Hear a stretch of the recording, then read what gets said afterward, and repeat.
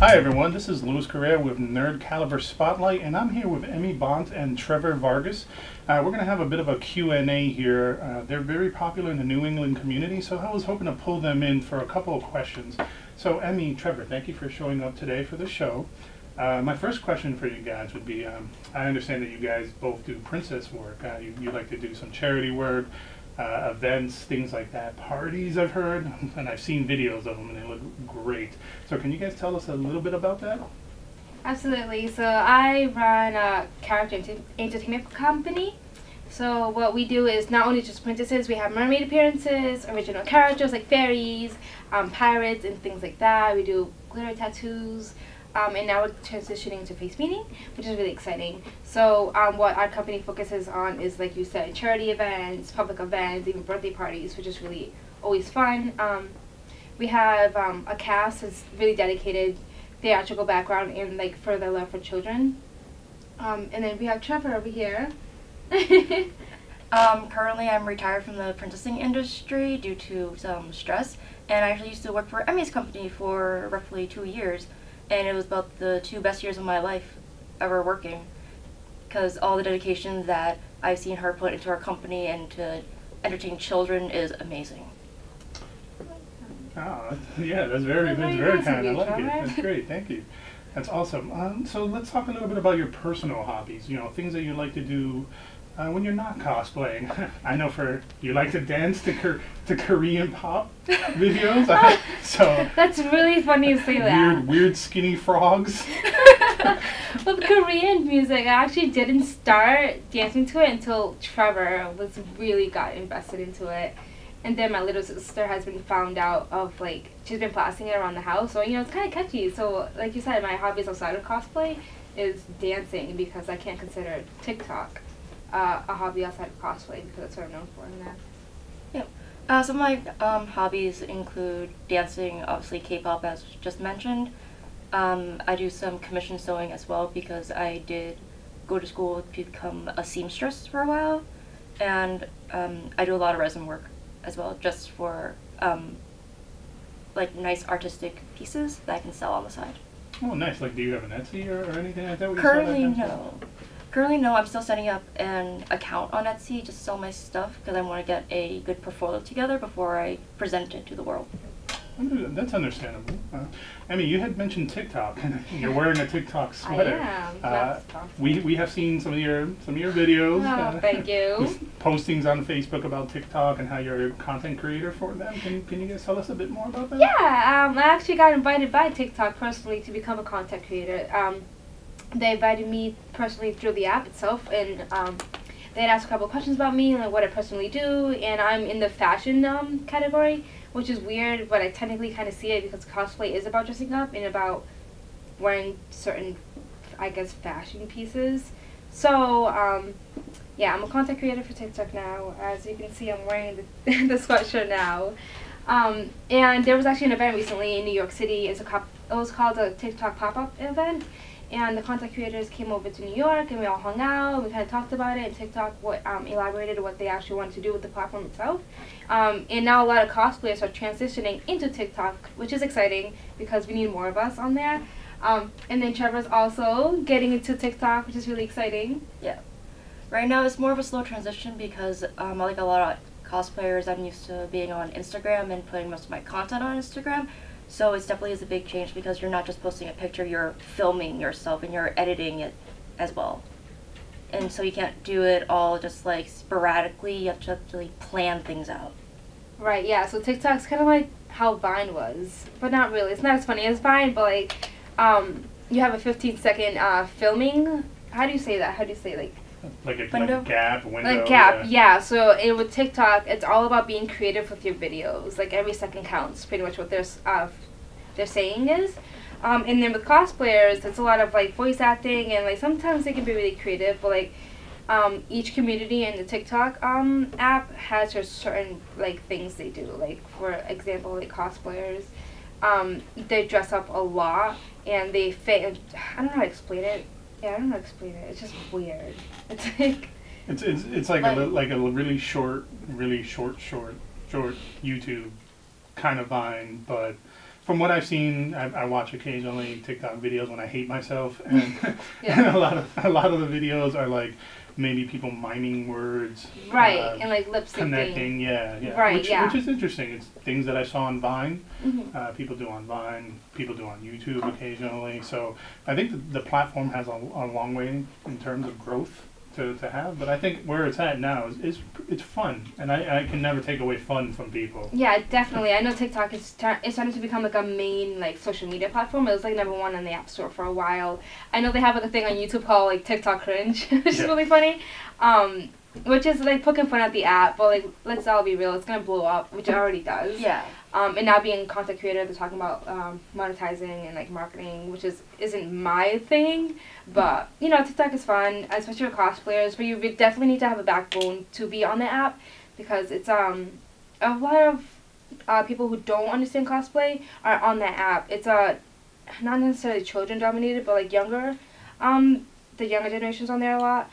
And they don't necessarily understand what we're doing, and a lot of cosplayers fight back, which you should never fight back being aggressive. You should always take the opportunity to educate someone younger than you on what exactly you're doing. Like, I get a lot of, are you a boy or girl questions all the time. That sucks. Yeah, it's called crossplaying, and it's like I can't respond to every single comment because like I'm almost at 200,000 followers, so I just can't reply to everyone. So I thought about like making even just like a what is cosplay on TikTok YouTube videos, because TikTok videos on YouTube actually blow up. So like I thought about like making an informational video on what cosplay is, because people on TikTok do not understand what it is. What do you think, Trevor? Pretty much what Emmy says. Just like I see a lot of growth for this app because I did attend the pop-up event with Emmy as well in New York. You're my guest. Yep. And just meeting all the creators and seeing what different platforms they're coming off of, especially since they're not all cosplayers. Some of them were into fitness, dancing, fashion, stuff like that. It was very interesting. It was. We should bring K-pop dancing to TikTok. Yeah. Oh, K-pop dancing is starting to blow up all over TikTok right now. It is. I've been seeing it. So cosplayers definitely do have their foot in the door on this app, and they can definitely start stepping up. Yeah, I mean, they're definitely acknowledging cosplayers from the app itself, because a lot of cosplayers do get invited to be a TikTok official creator, and you see us a lot on the ads, especially on YouTube. If you type in YouTube, the first TikTok ad will be cosplayers. I've seen your Moana like 1,000 times. That's so embarrassing. And if we can, we're going to try and link that into this video because for ultimate embarrassment. Ultimate embarrassment. Oh my god, I forgot about that. Yeah, I was actually at Disney World when someone mentioned that. They messaged me saying, "Hey, I just saw you on a TikTok ad," and I was like, "What?" And I was in the middle of Ed Cop, horrified. It was so embarrassing. I remember seeing it in Facebook. Like Facebook had the TikTok ad, and then it was like, I'm just like, oh, I know her. Yeah. I'm gonna meme this so bad. And people were like tagging me like, "Emmy, it's you." I was like, "No, don't tag me. I don't want you to find me." It's no me. I don't know who this Emmy is. I don't know who she is. So, typically when I have these conversations with people, I like to dive into some of the more serious aspects of things in the cosplay community, things that people in the area know me for, the type of arguments that I like to have, things like that. But I always like to get opinions from other people, especially people of color like myself. So one thing that I've always wanted to just sit down with people about is blackfacing. You know, we have hundreds upon hundreds of conversations about these. Almost daily, actually, we have conversations about blackfacing. How do you guys feel about that? It's not necessary. It really isn't. I don't think it is at all. Even if you want to throw your saying it's artistic, which it really isn't. Obviously, it goes deep into that. I don't think people who like blackface, whatever.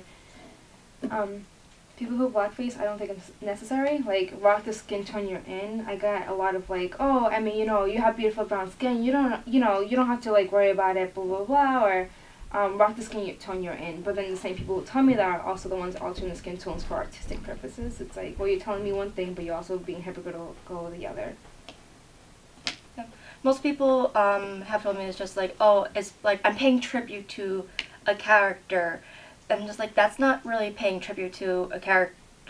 And for accuracy purposes, you don't have to change your skin tone for accuracy purposes. You can just make the best cosplay you can, the best props, the best wig, the best accessories you can. Right, like the skin tone doesn't define the character at all. Yeah. Right. You didn't pick this character because, like, oh, that character is dark skin. I'm gonna cosplay it because they're dark skin. You cosplay the character for the love, you know. The love of the character, the personality. And that's understandable. One thing that I tend to say to people whenever this conversation comes up, I always point out that that cosplay is a play on words. It's costume play. A costume is attire. Mm-hmm. You know, it's jewelry, clothing, things like that. It's not skin color.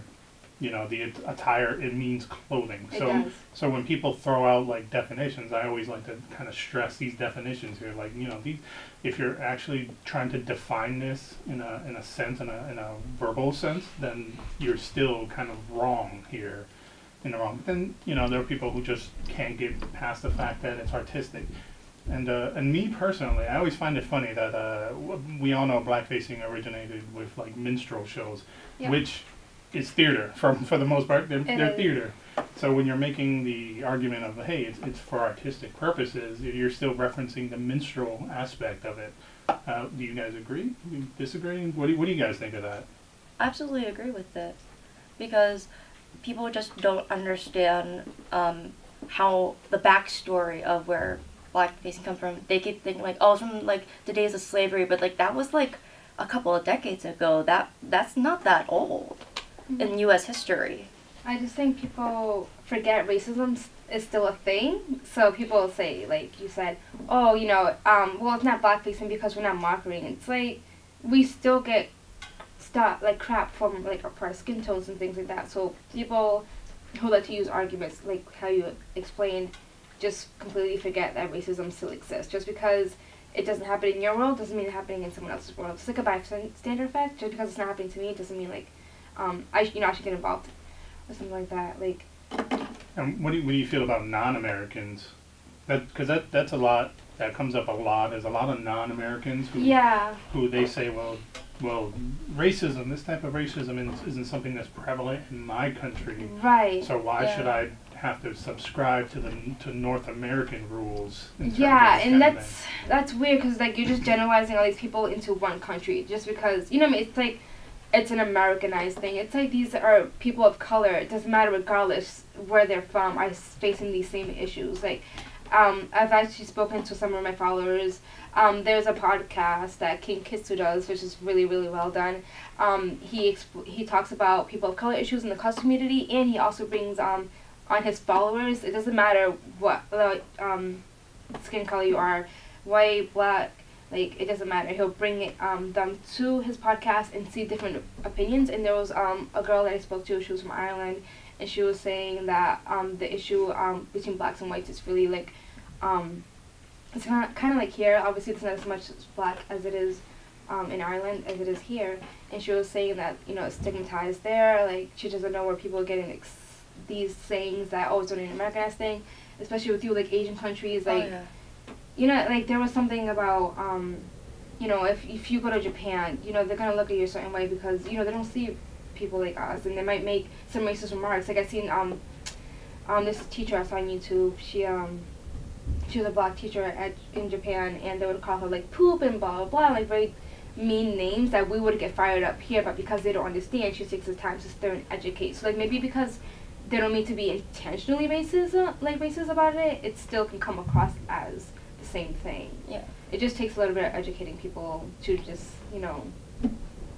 Yeah, part of that is also the cultural differences. Like here in America, we obviously know that like blackfacing and racism is a very major part of our history, but in other countries they don't really face that normally when like past like history of their own. Because usually like in Asia we see mostly just other Asian people. We don't see a lot of people of color, and if we see anyone that's like more a person of color, as they would say, is like it's a darker skinned Asian person. Even darker skinned Asian people get shit on by other Asian people, which is not that great in itself. What and is that word for that? Huh? There is that level of sort of classism in terms of like light skinned people of a certain race versus dark just like skinned. Wouldn't that be like not colorism? No, You know, women like colorism. the Hutu and the Tutsi in the Rwanda, you know, just very similar. Maybe like the noses are one is thinner, one is wider.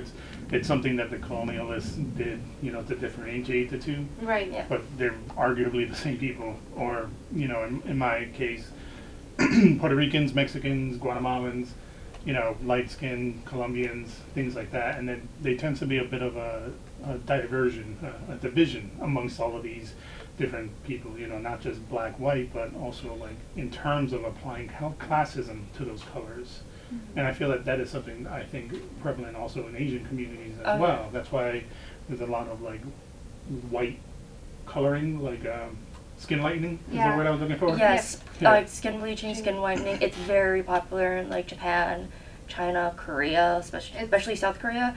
And that even goes back into cosplay, because a lot of people will still lighten their skin, like Asian people, because I will admit I did it before. I have used lighter foundation to lighten my skin to look more white, to portray a white character. But after the first couple times I did it, I looked at myself in the mirror and I hated how I look, because it just felt gross, and like why am I doing this? Why am I actually changing my skin tone to appease how other people perceive me in this cosplay when I'm doing this for fun? Mm-hmm. And that's what some people in other countries don't understand. Like, this is all for fun. This isn't a like worldwide cosplay competition of who can be more accurate than who. It kind of reminds me of like the argument people say, you know, don't do blackface, this is wrong, and then people shoot back with, what about the people that lighten their skin tone? It's like, we need to look deeper than that, because, you know, if they're going out of the way to lighten their skin tones, there's already insecurity that white is superior to them in their head. Do you know what I mean? Like, it doesn't mean, oh, because they did it means it's right. It's because they're already hurting on the inside.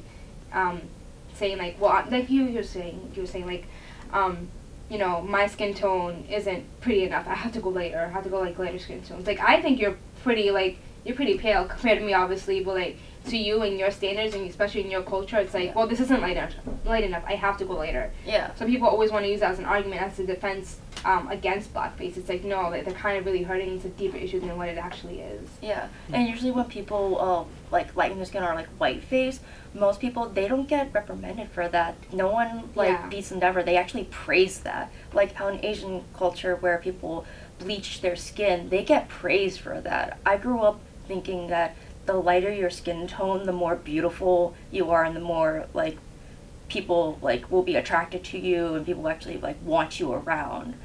So again, it goes into cosplay. If you look lighter or whiter, like they're not going to push you away. You're gonna look better in their eyes. Yeah, it's such a weird thing, because someone out of cosplay that I recall that's done that recently, Sammy Sosa of all people. Like, you see him years ago when he was going head-to-head doing the home run game. He was browner than I. And then you see him now, he's like chalk white because he's been bleaching his skin.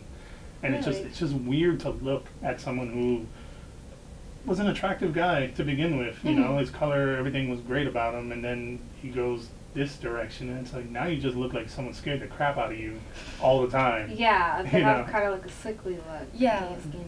It's not healthy. And how do you guys feel about, like, there's one argument that I always hear, one stupid offhanded comment, is when someone says, well, if I can't blackface, then how can I be like Black Link? How can I be insert dark character that, you know, a dark elf? Like dark as in like the color black, or dark like as in the things that some people don't understand, like they're basically reaching at that point to like make their comments and like what they do like valid, to validate themselves. But no one has been ever oppressed for being blue, purple, green, pink, gray, homestuck, because I hear that so often. Just like, oh, you can't color your skin, you're homestuck.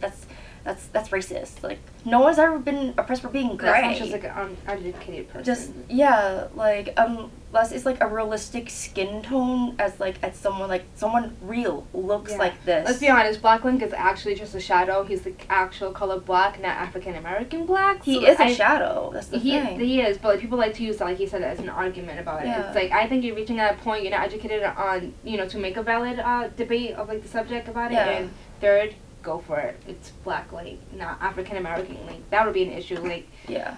especially with dark elves. Do you mean dark elves as in, like, they're just black. In like fantasy history, they're black, like Link. They're dark black. Yeah, they live in caves. Yeah, like black and brown, like 2 different colors, guys. Like, come on, like I'm sorry, you're just being dumb at that point. Like, I want to cosplay Black Link. Can I do that? Well, he's the color black. I mean, I don't see any like shadows walking around, around here. Unless it's Peter Pan's shadow, that's another story.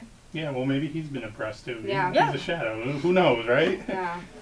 So I did have one last question with you guys. Do you guys have any upcoming future projects? Any costumes? Anything that you guys want to share with us? I know you guys are going to be at Katsucon coming up. Yes. I am. I'm excited. Yep. Are you? I'm excited. I haven't been at Katsu in 2 years, so I definitely can't wait to get back into that atmosphere. Oh, so you're ready to like knuckle drag right into the gazebo, start throwing elbows? Oh, absolutely. What do you think about the policy changes? The policy changes, I understand why they did it. For some people who aren't aware of the policy changes, you can no longer lobby con, or you just can't go into the Gaylord, the atrium area. Is that what it is now? You can't go to the atrium? So you require Yeah. a badge Okay. for certain areas. It's gate locked, I guess. Oh, is the what? term. Yeah. Yikes, that's Yeah, gonna but cause if you have a room key for the Gaylord, you can have access to areas that hotel people who pay can go to anyways. Yeah. The part of the convention that normally requires a badge still requires a badge. Right. Yeah. But like for like the Gaylord actual access area, like the atrium, like the bottom one where the cafe and the foliage is, you can't go in there without either a con badge or a hotel room key saying that you're a guest there. Good thing I win both. Yeah. Yeah. So I understand why they did that, just to reduce lobby conning and to reduce like the amount of attendees, because sometimes people can't get a badge but they still go anyways. Right, or choose to go. Yeah. Or Yeah. ghost is the term. Or to Yeah, ghost con, to ghost a con. But personally, I see that for me, because when I go to cons sometimes I go to the type of cons where I will know that I will be interested in cons. Like, that badge is worth buying for that con. So there's like guest appearances, the masquerade.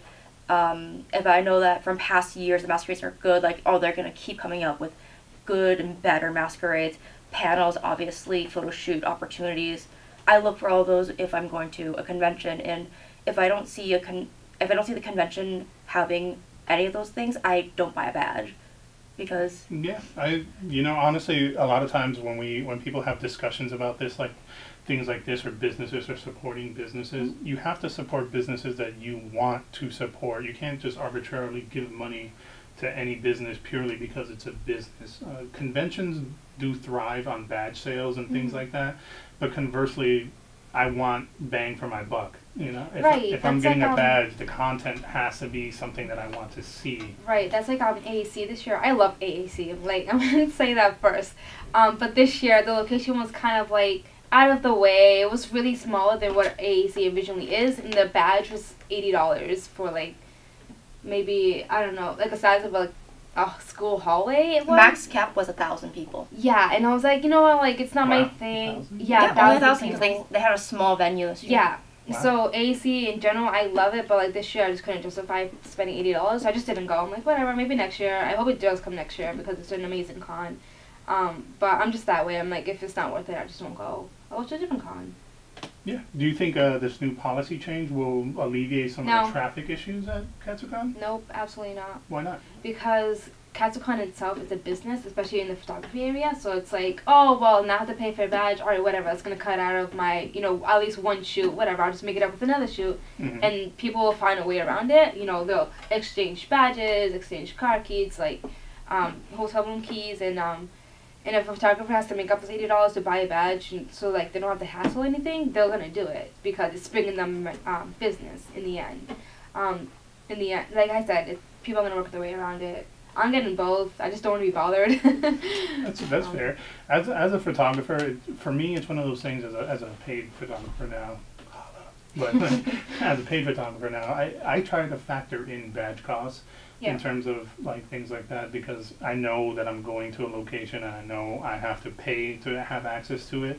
But also, I think one thing to consider in terms of like being a photographer and getting a badge is there's less hassle in terms of photography if you have a badge, Right. because they have certain rules with the photography that they have to enforce. Like Katsucon doesn't do the tripod thing anymore, You know, no standing lights, things like that. you got people working around them, like when they have Yeah. the Yeah, lights even on their that, I've backpacks. seen people get busted for that. No way, really? Yeah, yeah. Wow, Like, I thought that was like, very It creative. depends. It depends on the day, but like Yeah. I know on a Friday, like they come down on you, like they just like helicopter in like SWAT and get you. You know, it's probably harder on a Saturday because it's like the busiest Busy, day. yeah. So, but they will come down on you, like no standing equipment. Yeah, I just find it as a turnoff. I don't know. I just stopped shooting at Katsucons. And, It's a and look at huge turnoff. Colosso. Colossocon has separate badges for They photographers. do. I think that's such a good idea. I think Katsucon should do that. Yeah, if you're making money off of people, you have to pay for a photographer badge. Mm-hmm. If you're doing like private photos with no money exchange, take the photos. But they have every right. They write in their rule that they have every right to come at you Definitely. and like ask you like, what are you doing? Are Yeah. you getting paid? Things like that. It's annoying, but you know, it's you're kind of making a profit off of their property, and they're not getting anything in return. It's like a permit. Yeah. Yeah, kind of, because in some places when you do like commercial photography, you have to pay for like a permit that's like $200 to Yes, $400. it's a lot of money. Yeah, so it's kind of like an $80 badge or a $400 permit. Exactly. So I'm gonna go with the $80 badge. Yeah, I don't have money like that. Yeah, exactly. Well, thank you guys for coming today, you know, on this spotlight. I really enjoyed having you guys here. I loved having the back and forth with you guys and hearing about you guys. So I'm looking forward to, in the future, seeing what you guys are going to be up to. And maybe we'll just have you guys back on the show for some future updates. Definitely. But once again, thank you for tuning in to our little Q&A, our little spotlight. And I hope to see you guys again.